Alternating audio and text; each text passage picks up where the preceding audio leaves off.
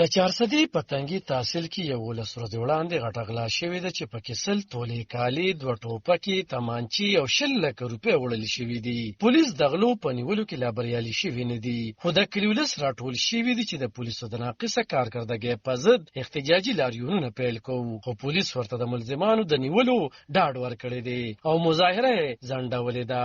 د کور مالک وایي چې غلو په کور دننه په زنانو ټوپکې ایښې وې چې چابیانې راکړې، ګینې واړه درنه نو په دغه طریقه غلا کړې ده.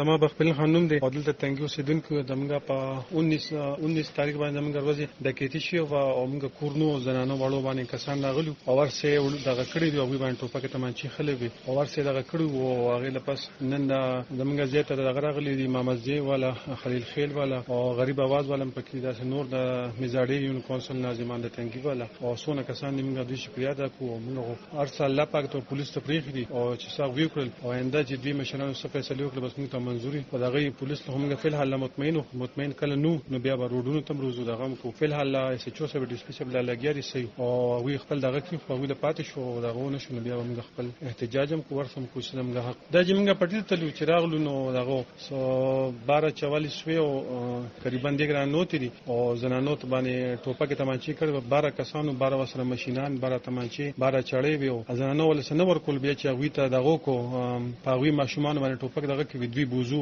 اولوي، بیا ول زنانو چابیانې ورکړې 800 وړلې دي، تقریبا 100 تولې کالي دي او یو 2 ماشینان دي او یو 2 تمانچې دي او 20 لک روپۍ نغدي وړلې دي.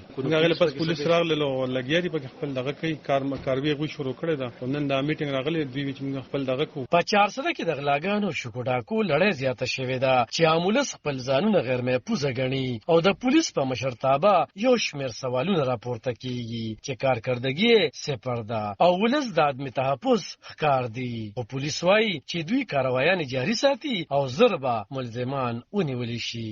علب خان شیرپو، دلبر نیوز، چارسده.